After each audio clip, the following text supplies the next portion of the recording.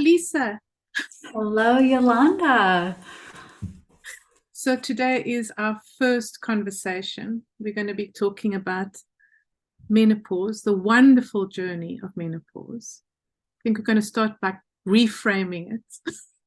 Yes, let's reframe it. Yeah, let's just use the language that's supposed to be used with menopause and veer away from the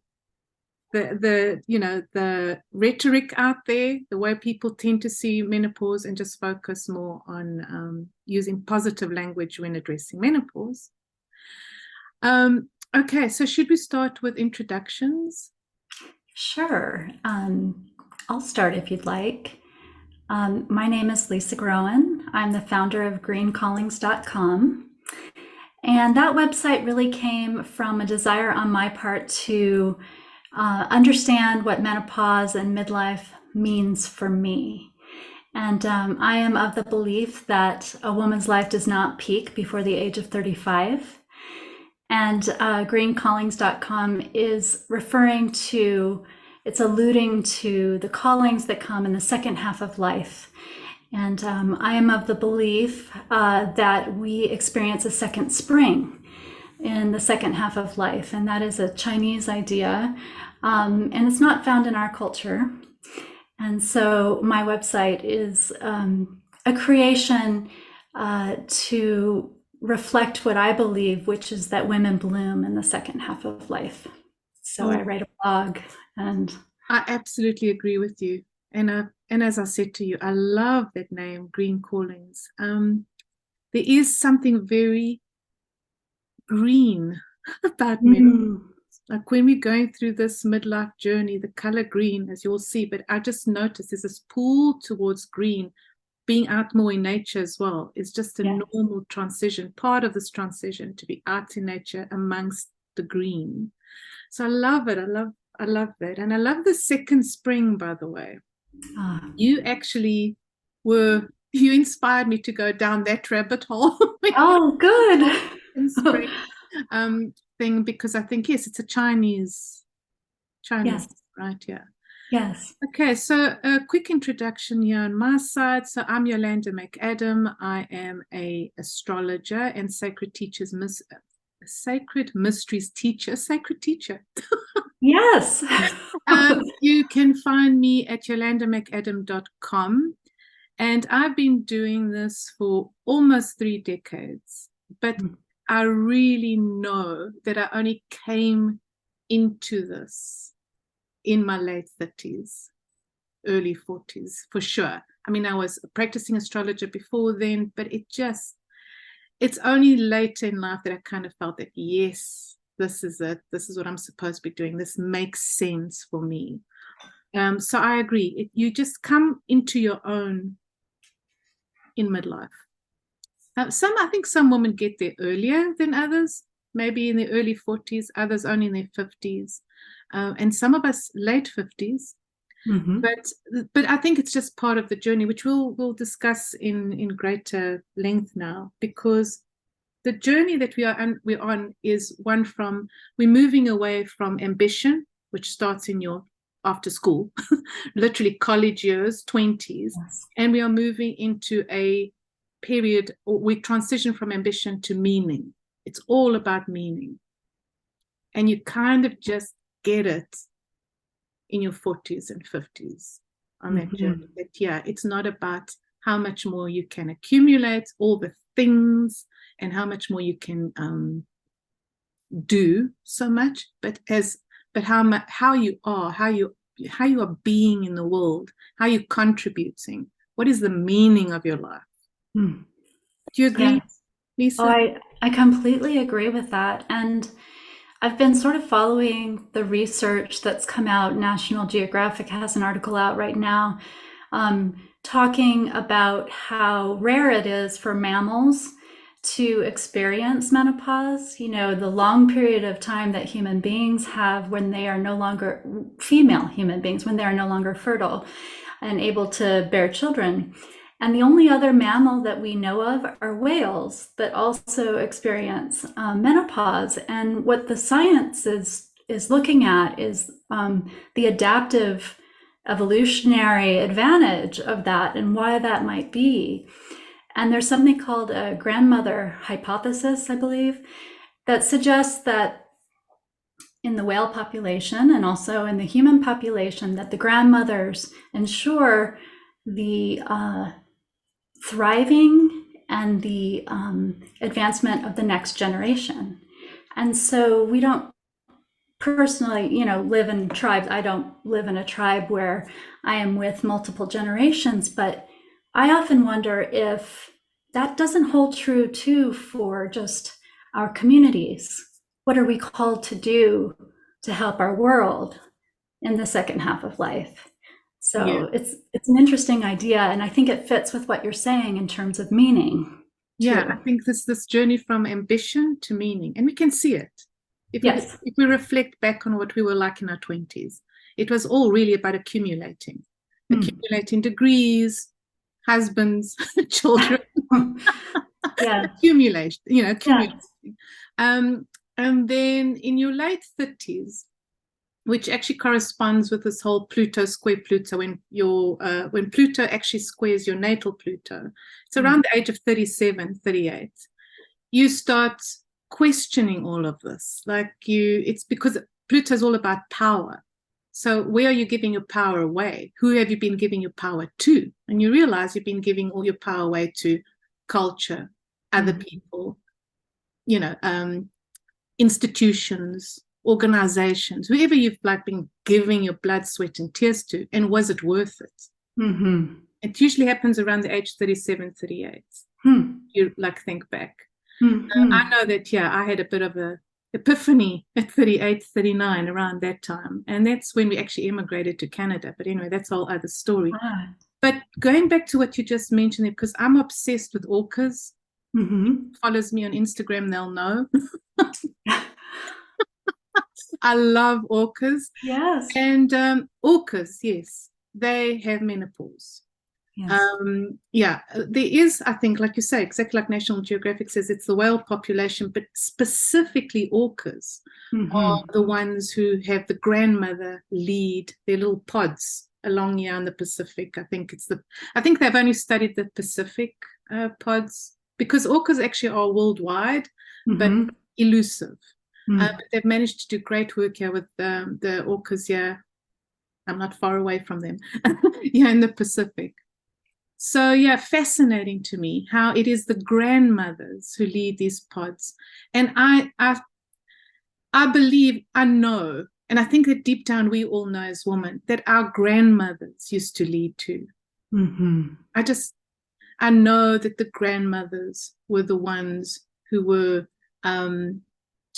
the ones, sitting by the fire, keeping that hearth fire going, and the ones that were telling the stories and sharing their wisdom, and that people were listening. But this was a long, long time ago. A long time ago. Yes. Things have changed a lot. But I think that if we can just look to other beings for guidance as well, instead of just looking at ourselves, just the human population, learning from only humans, if we look at other species, we can also learn a lot. And I think it's imperative, actually, because what are we here to do? Right. We have to pass on our knowledge that the next generation, like you say, can thrive. And is it all about us? No, we can only thrive if we are more inclusive, if we include other species. I think I'm thinking about what you just said about the way it used to be with our grandmothers leading us. And I know that you have, in your work, framed this discussion of menopause through history. And I'm really curious to hear that framing of perhaps how we've lost that. We decided on 4 questions before we started this conversation. That was question number 1. So how does human history factor into discussion of menopause? Where to begin? Nearly everything that we are taught in schools and in educational institutions, universities, colleges, everything in terms of his story so history, History, has been written by men. Makes sense, because our society is patriarchal, right, and has been for centuries. The problem is that most of the stuff that has come down, and not, I mean, you will also know how long this has been going on for Lisa. I think it's since the 18th century where they started writing about menopause, actually. All of it has been written by men. Mm-hmm. So all this information that we are picking up to read, the written word, has been compiled by men. That to me is problematic. That should be raising eyebrows. Every woman should be, what? Why are we learning about menopause from men? Why are we not learning from our grandmothers? Mm-hmm. Of course, if we actually know history, we know that women were silenced. We've been silenced for so long. We weren't allowed to tell our stories. We weren't allowed to practice our rituals, do our things, especially in the Western world, so-called Western world. This isn't true, obviously, for every other part of the world. And it's interesting to me that those cultures who have an oral culture, so for example, the Maori in New Zealand, the Mayans, okay, many Indian tribes in the Amazon, etc., there is no written language. It's oracular. They speak about what was. They tell the stories. They sit around the fire. There's this transmission of knowledge and wisdom, okay, that has got nothing to do with the written word.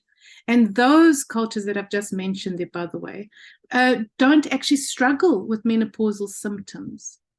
The Maori, the Mayans, many indigenous tribes worldwide, even certain tribes there in the state, you know, the indigenous people, even here in Canada, not many of them struggle with all the symptoms that many Westerners do. Isn't it fascinating? I think it's fascinating. It really is. So yeah, we've been learning from men who have been studying women, but not actually sharing women's experiences. And the few women that have written, and this I'm talking about now because in my research I've come across psychologists, women psychologists writing in the 1930s, they were patriarchal. These women were completely influenced by patriarchy, and they were just terrible about what they did. I actually share that with you? For example, I could read out what one psychologist said. She said, yeah, in 1945, Helene Deutsch argued in a book, The Psychology of Woman, that if women were happy during menopause, they were deviant, unfeminine, and shameful. Mm-hmm. That's a woman who wrote that. Yes. And there does seem to be something around, historically, deviance around menopause, or even the idea if a woman's more sexually active or more invested in her pleasure sexually, that this is somehow pathologized. Yes. If there's a freedom that's coming with the phase of life, and it doesn't fit within that antiquated patriarchal view of how a woman should really be in the earliest writings, it seems, about it. You see, well, we know as women on this journey, what happens when we reach menopause is we are no longer willing to sacrifice certain things. And these things that I'm about to mention are imperative. We are no longer willing to sacrifice our voice. We will not be silenced. Patriarchy does not like that. Okay. The other thing that we are not willing to sacrifice is clarity. We want to know what is actually up, like what's going on with the world. And we demand clarity. Again, patriarchy does not like that. The world we are living in purposely tries to confuse us. It tries to obscure things from us. Not necessarily so-called facts, but the reality of life, they like obscuring. They don't like us to believe in certain things that we as women start realizing. Like, for example, the power of how powerful our intuition is. Mm-hmm. and how we actually are more powerful than they want us to know. Okay. The next one is self-belief. We're no longer willing to just believe we are not, again, going back to this whole thing, we're no longer willing to believe we do not have power, we can't affect change, we can't be in control of our own lives. But this is sovereignty. Now I'm speaking about sovereignty, because sovereignty is self-ownership, taking control of your own life. And then, of course, the other thing that we are no longer willing to sacrifice is choice. We are in a position now to make choices for ourselves, because a woman who is in menopause, most women going through this transition, the children have grown, and now choice opens up for them. Yes. What would patriarchy want us to do? They would want us to stay at home, continue doing, you know what I mean, serving the man, or what, serving others, keeping ourselves down, making sacrifices. I think that's a big theme that comes up. I don't know if you would agree, Lisa. You suddenly realize, wait a minute, I'm not willing anymore to make these sacrifices. Yes, absolutely. And I think when you're a woman who has lived the first part of your life, culture is extremely loud. So there's patriarchy, but there's also culture. And there's a lot of expectations, you've already talked about that we're trying to meet in the first half of life, whether it's career, whether it's children. And then there comes a point at which we hit the midlife and culture goes silent. And if you, to your point, like what feels clear once got obscure, clear to culture, got suddenly very cloudy. And so if you look to culture, which is never really a good way to live one's life, but when you're in midlife, it becomes very apparent. If you look to culture to find out what it is that one should be doing at this phase of life, the things that you might see are look young, retire early, enjoy your grandchildren. But that is a very light, and stay quiet. Be quiet. Stay quiet. Look after your grandchildren. Dress a certain way, because you're no longer sexually attractive. Look young, but not too young. Not too young. But do try and look pleasing, though.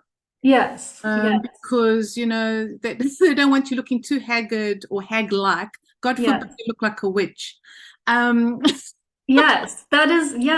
right. They just don't want that. But you will notice that culture, like you're saying, still wants you to keep quiet.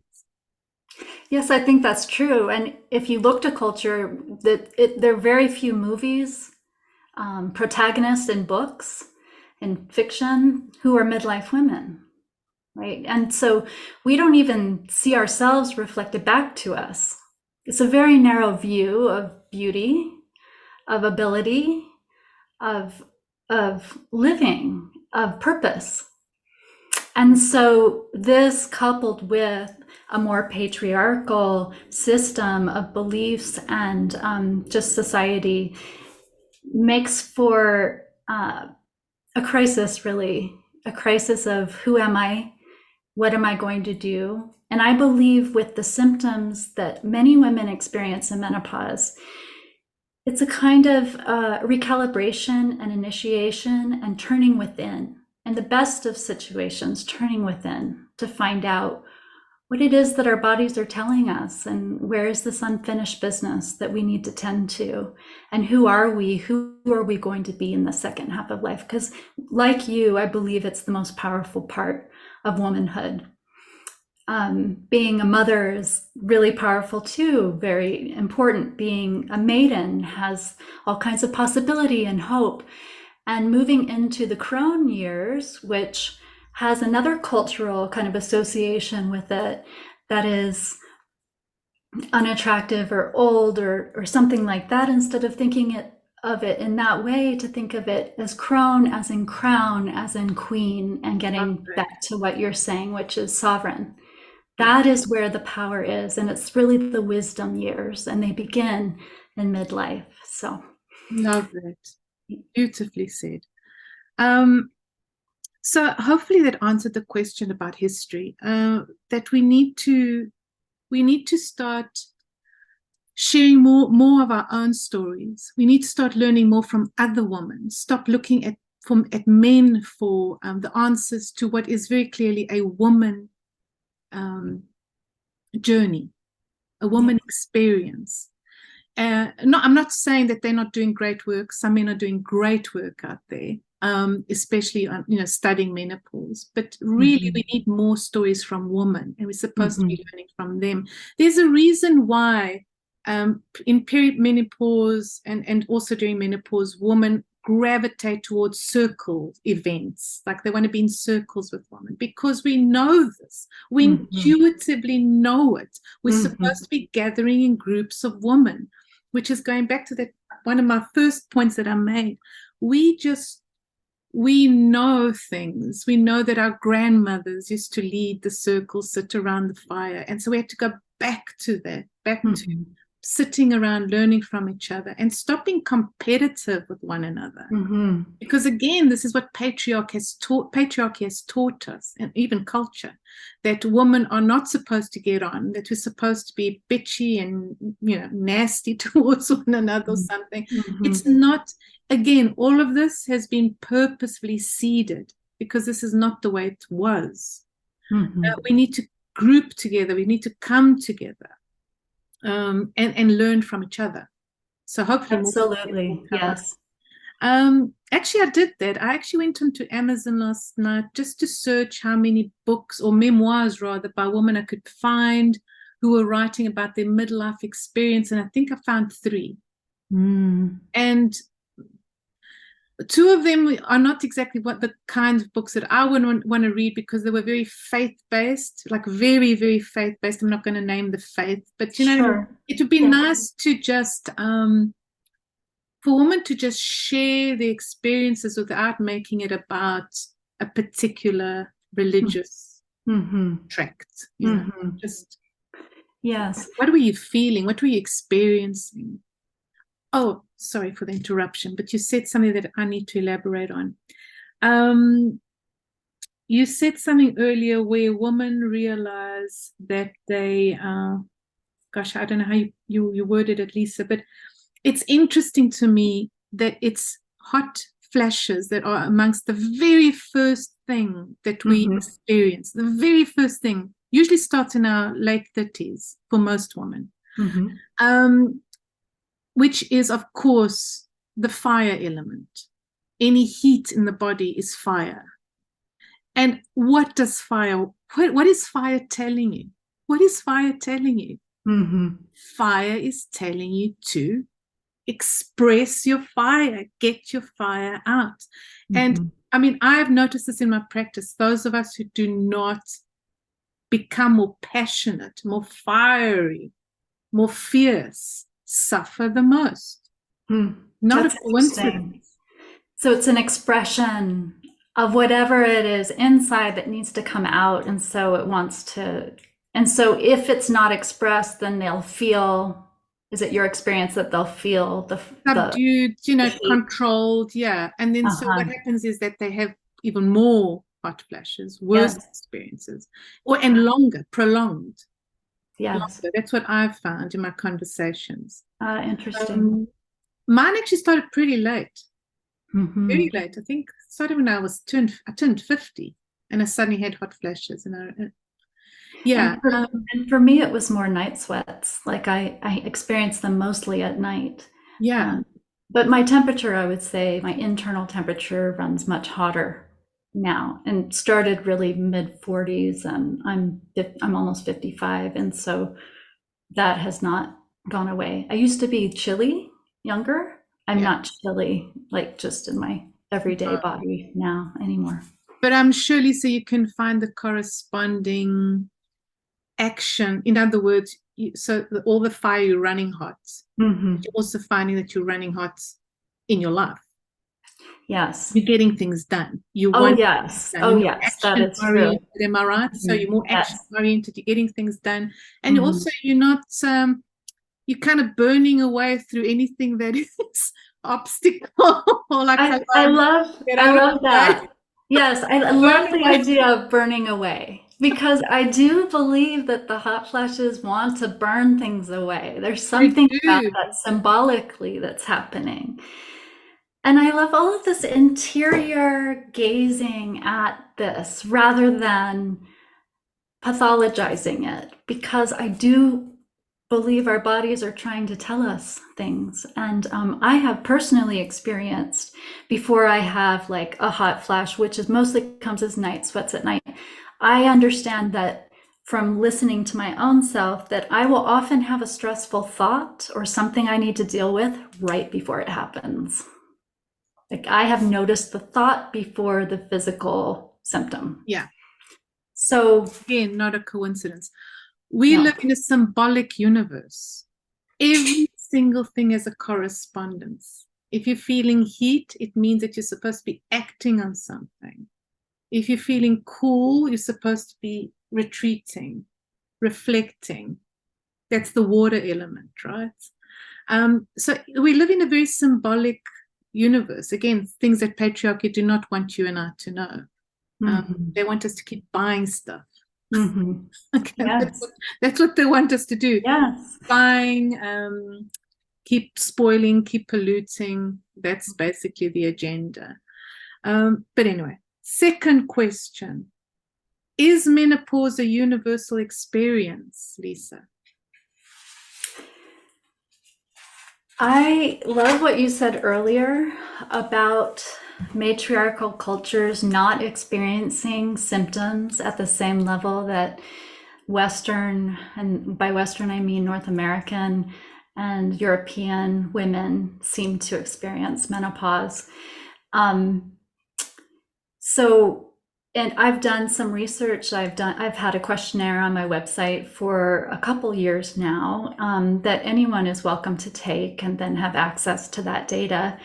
But what I have found is so 62% of the respondents to my survey do experience symptoms, which means 38 don't, which is not a small number. I looked at the top 5 symptoms for this conversation, and 1 and 2 are tied, and that's hot flashes and fatigue. And fatigue. That's 61%. 3 and 4 are also tied at 60%, so almost the same number of women, which is sleep disturbances and anxiety. And the 5th, which is at 59%, which is still around the same number, is weight gain. Yeah. So those 5 kind of gather together are probably interrelated. We know that sleep has an effect on our metabolism and our ability to process our food and maintain our weight. Anxiety affects our sleep. Anxiety, I believe, affects hot flashes, our inner temperature. So it's interesting that those are happening in Western cultures. But in my research and looking at other cultures, just like yours, your own research, there's a book called Slow Moon Climb by Susan Mattern, and she is a researcher on menopause, and she has looked at various societies. And just to name one, for example, in Japan, they do experience symptoms. Women do experience symptoms, not all, but the number one symptom they experience is shoulder pain, which I think is so interesting. We do have joint pain as one of our symptoms in the West, but shoulder pain, and they call that katakuri, I believe is how it's pronounced, at 52%. That's their number one. Interestingly, hot flashes is only experienced by 9.5% of that population. And headaches are number 2. And that's at 28%. All of this is so interesting to me. And thank you. That book, by the way, we'll leave a link in the comments or something. Yes. Maybe some book recommendations. Yes, all of our references. Was that Slow Moon Rising, which, by the way, thank you for recommending. You recommended. You're welcome. It is brilliant. Yes, it's an excellent book. It should be read by every woman. But isn't it interesting, for example, the hot flashes, we discussed it, how it's symbolic because of the fire element, etc. Shoulder pain, I tell you, I mean, really, what is symbolism. the burden that you continue to carry? Yes. Yes. What is the burden that you continue to carry? And then, of course, reflect on what side of the body is the shoulder pain, right or left, the masculine, the feminine. Are they balanced? Most of us are not balanced, right? We're not in harmony with both sides. All of it is fatigue. Why are you fatigued? I mean, why are you tired? Why are you so exhausted? Again, probably because you are carrying on with some identity that wants to die. Yes. Because we'll talk about initiation at some point. I think one of the questions about initiation, because what is menopause? Menopause is nothing but an initiation. And what is an initiation? It's a transition. It's this movement from one phase to a next phase of life. You cannot, though, move from one phase to the next phase without separating yourself from something. So, in other words, an identity of self that no longer, I don't like saying serves, but yeah, is no longer purposeful or useful on the journey ahead. And by the way, I'm not making this up. People are watching thinking, what? There are actually 3 phases in psychological, it's called the psychology of change. It's one, separation. If you don't first separate from something, an identity or pattern. Second one is surrender, something we learn all about on a menopausal journey. And the last one is emergence. You emerge into this new person, this new being. Those are 3 psychological stages of change. And initiation does not happen. So what I'm trying to say here is we all know, I certainly know, I have known many women who have gone through menopause and have remained the same person. It is frightening and sad. Because you cannot, you will not be initiated if you do not separate yourself from some identity that you created because of culture or pressure, whatever you were still hanging on to that. For example, those of us who cling to the whole, we're just a mother kind of thing. So say we have children and we cling to this identity that we are mother, we are mother, we are mother, we are mother. Yes, you are, but you are so much more. And so that identity shifts to something other. Does that make sense, Lisa? Absolutely. I completely agree with you. And although we go through these 3 phases, they can bring a lot of fear, because one who identifies as mother, I mean, this is a significant relationship with one's children, with one's own strength as mother. And then our children, they grow and they fly away. That is why we raise them. Yes, they leave. And then where you lost. That's right. Unless you are prepared to be initiated. That's right. That's right. Unless you in their own adolescence, we are going through another adolescence. If you're a certain age, I know I was. It's a kind of, as you say, it's a separation. It's a separation. It is the beginning of the initiation, and it is perhaps one of the harder things for women to do, is to and for those and also to make this more inclusive as well, because obviously not every woman has children.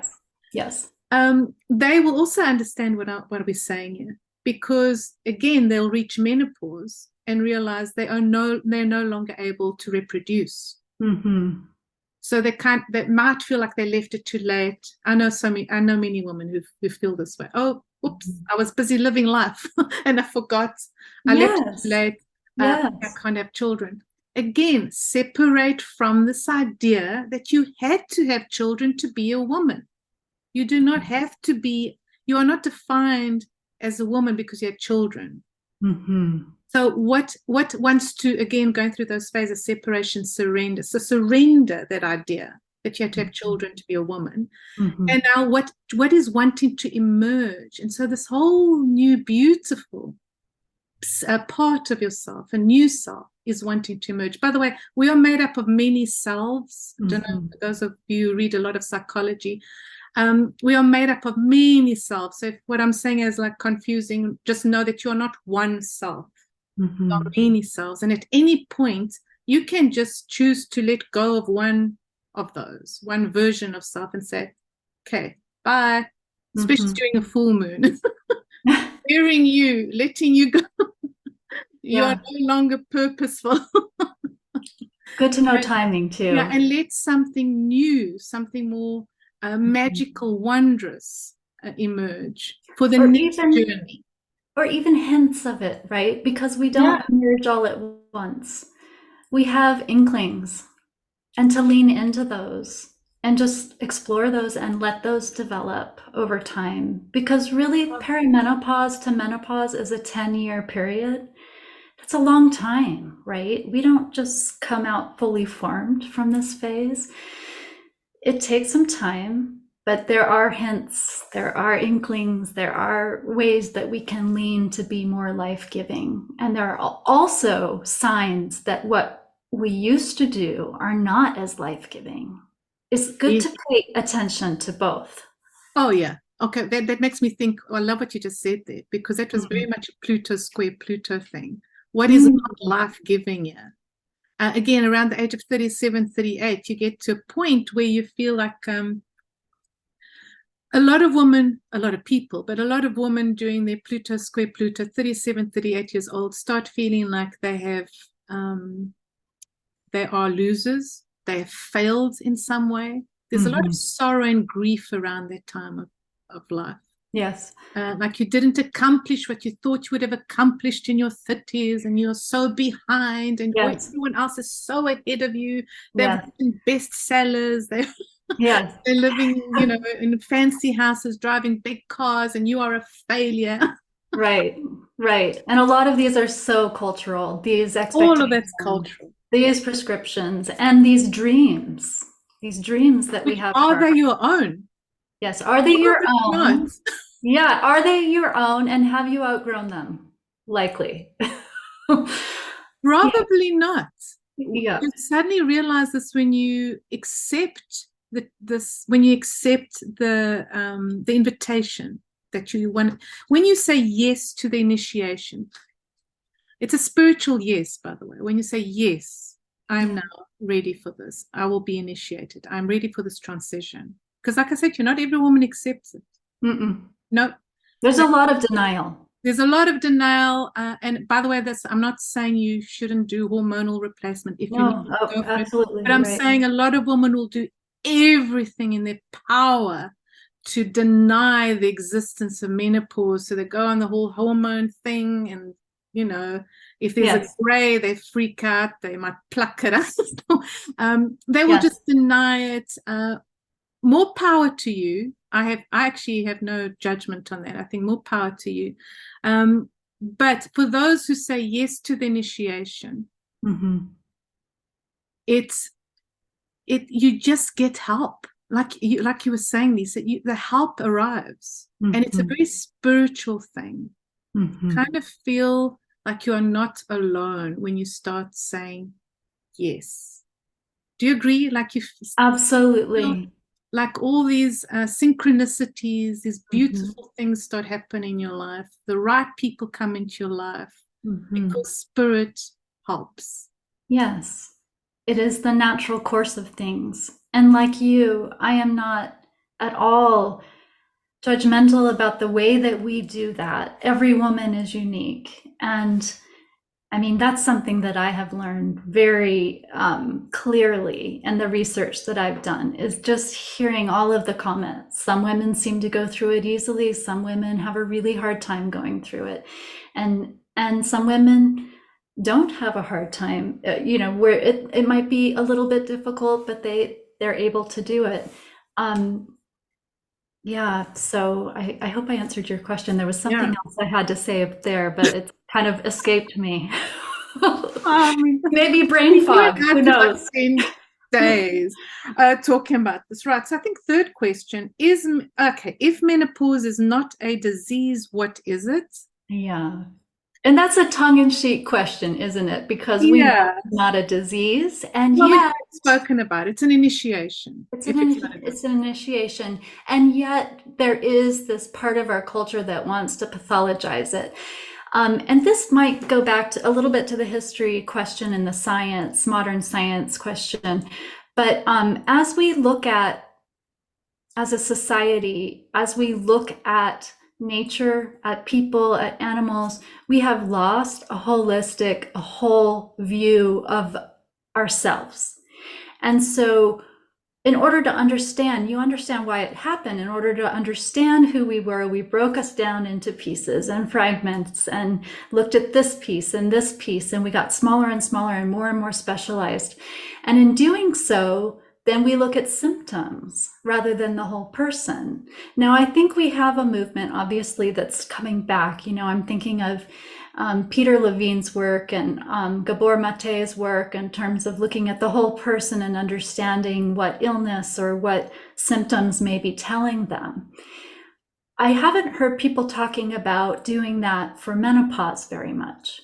What are our symptoms telling us, right? And so when we talk about menopause kind of kiddingly as a disease, I don't think it's that far from how we treat as a society our symptoms. And that's not to say we shouldn't get help. But, you know, and no matter what the treatment is, I feel very strongly that it is not, that we should not just be treating symptoms. We need to be treating the whole person. And so get help surely for it. In my own research, women report having higher levels of satisfaction when they meet with a menopause specialist, Yes. even more so than a naturopath or a holistic health provider, and a lot more so than a physician. So physician, the satisfaction was like 48%. Holistic health practitioners are like 58%, and a menopause specialist is 70%. Satisfied or very satisfied with their care. And we can also include a link to the North America Menopause Society's website, where you can search for a menopause specialist in your area if you need to meet with someone. So that is a very important piece of it, addressing the physical body, but the interior work that we've already mentioned, which is in friendships and in circles and in seeking out the stories of those women who have gone before us, to listen to and to tell stories, that is just as important to people's satisfaction, to women's satisfaction during this transition, as the physical symptoms themselves. So Equally healing. Equally healing. Equally healing. Because I'm a strong believer, I'm sure you're the same, Lisa, that for every physical symptom, there's a spiritual.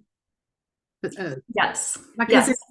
Most of us are walking around spiritually wounded and ill.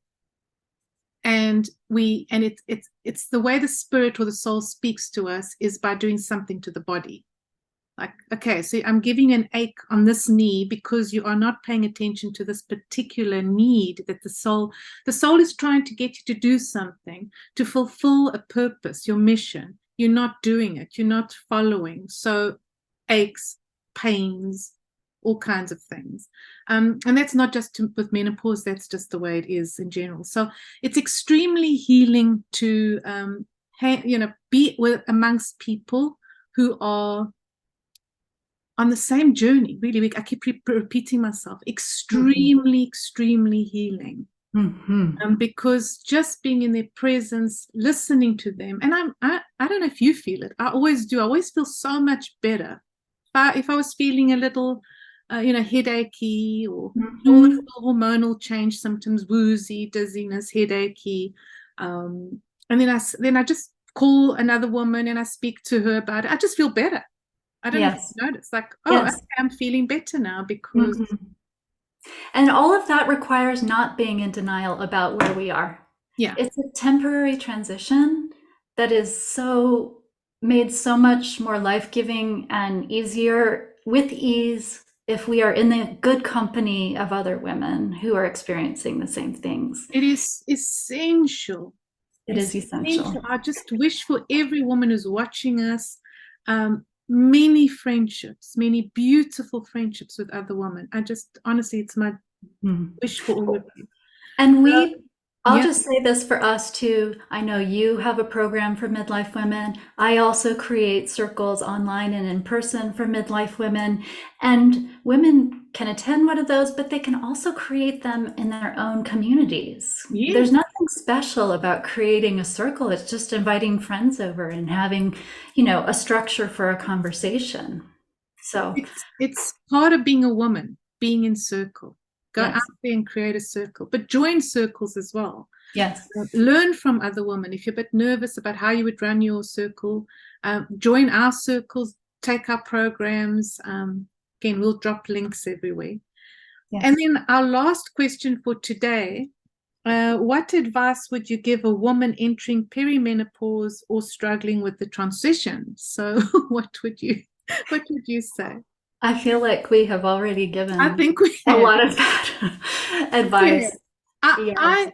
When I read that question, I did think, first of all, the first thing I would say to a woman who starts experiencing those hot flashes, the weird headaches, there's just so many strange symptoms right in the beginning. I'm trying to remember them all. I know that I used to have a lot of like woozy stuff. Just Yes, a lot of actually, like that is one of the symptoms is a feeling wooziness, of vertigo. vertigo. Yeah. Yeah, that is one of the symptoms. What I would say is, first of all, you are not going mad. Right. I thought, okay, what is going on here? You're not going mad. So take a Yes. deep breath. You're not going mad. It's the first thing. Then I would encourage them, and Lisa, I know that you know this because I encourage all my clients to stop to journal. So I really, really cannot emphasize enough the need to just keep a journal.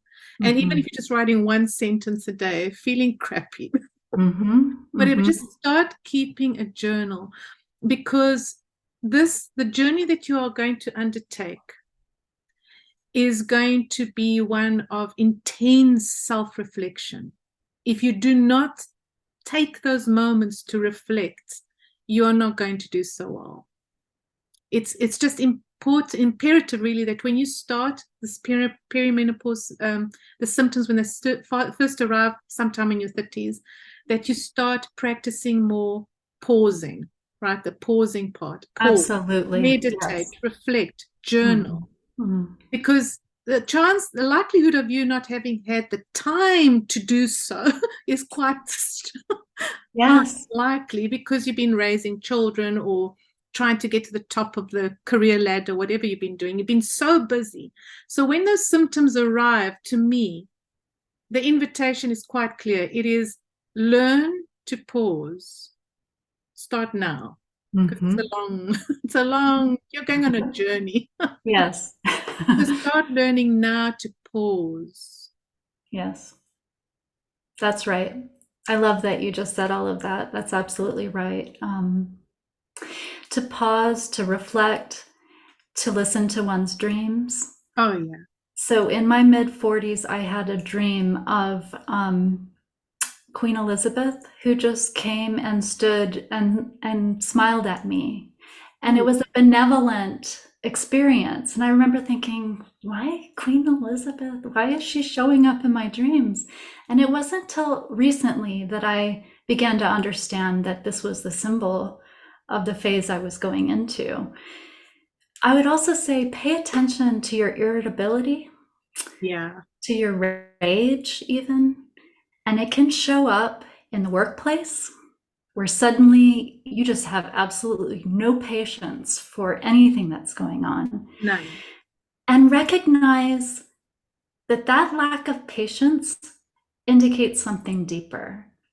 Depersonalize it on some level. It will give you the space to deal with whatever's going on in the moment, but it will also allow you to, again, take the pause to self-reflect and go, what's really happening here? Because I was able to handle all of this before, no problem. I'm speaking from experience here. I noticed this in the workplace come up for me, mid in the middle of my perimenopause, feeling much more rage about things that I could have handled so much easier. Same with family dynamics, relationships with spouse, relationship with children.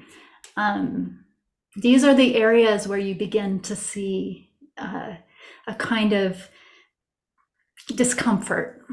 Yeah. Yeah. And to me, they are, I'm not sure if the word clues is the right word here. But yes, all those symptoms are little like marks on that treasure map, like little point. So rage, ick, put it next to it and then start digging. There's this treasure there, right? Yes. Start digging. Why are you so angry? Yes. And most of us will find that the answer lies in culture, society, doing things that we thought we had to do to please others, to be a certain blah, blah, blah, and we're no longer willing to put up with it or no longer willing to wear that mask, be that person. A lot of it has to do, as we've been saying throughout this talk, Lisa, about acculturation. Is the word acculturation? Yes, being acculturated. Being acculturated, being programmed, being trained to do things in a way that is pleasing to others, but is not pleasing to our own soul. Yes. That is the problem. Yes. And to pay attention when that comes up. Yes, to pay attention. Again, so many women just try to ignore it, right? Yes, well, I can just go get something at the doctor that will cover up my rage. Yes. Then I'll be better. Actually, no, you'll be so much worse, because the person at the end of this journey is going to be the same person that started the journey. And that's not what you want. You actually want some people to turn around, your family, your loved ones to turn around saying, wow, you are a beautiful, impressive, mighty, magical person. Thank you for being in our lives. Because you have grown so much, because of your wisdom, you don't want to be the same. You don't want to be the same. You want to have evolved and grown. Yes. And Lisa, I'm sure you agree. Boy, do you grow and learn so much in these 2 decades, 40s and 50s. Yes. Yes. Wow. It is an initiation into a new way of being. Absolutely. There's no question. Oh, no, just as much as adolescence is for a girl. There is something about menopause that is as life-changing and enhancing. You almost can't imagine what's on the other side. You almost can't imagine yourself. Yes. No, you can't. You shouldn't be able to, I think. If you are hoping to look like your 21-year-old self, or try to hold onto that image after, at the end of your journey, then you have failed terribly. Yes. Because it should be something so, like you say, you can't even imagine it. But it's going to be a version of yourself that is so spectacular that, you can't even possibly put it into words at this time. Maybe the symbol of the queen is really the closest, of the sovereign queen. And you use that symbol, and I use that symbol too. And I really do believe that that is a positive and easy symbol to imagine stepping into. It's not easy to step into it, but compared to the cultural idea of old age, we have 50 years possibly left to live. We have a lot to do. We don't it's not the beginning of the end. No, I mean, again, I'm going to put a link to my article where I wrote about this as well. It's not 3 phases of the woman's life. It's not maiden, mother, and crone. Yes. That's just not true. It's maiden, mother, queen, and crone. And we need to embrace this archetype of queen during our 40s and our 50s. Most women in their late 60s, 70s then start embracing and being the crone, which is the wise elder, which is what we can only hope to be. Yes. And I think this is what we recognize on this journey as well, because I remember in my 30s feeling very wise and very clever, thinking I knew so much.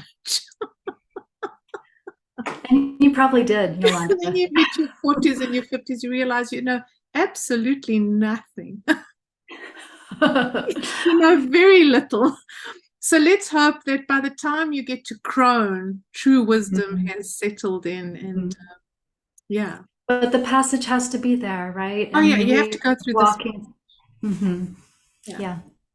I highly recommend your article, by the way. Oh, thank you, Lisa. That's how we connected. Yeah. Through that article. So yeah, we'll put the link. Well, I think this is it for today. We will definitely have more conversations around menopause.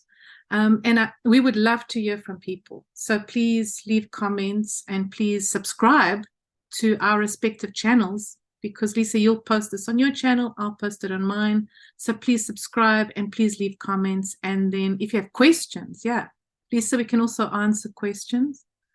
yes, questions would be great. Yeah. All right. Thank you so much. Thank you, Yolanda.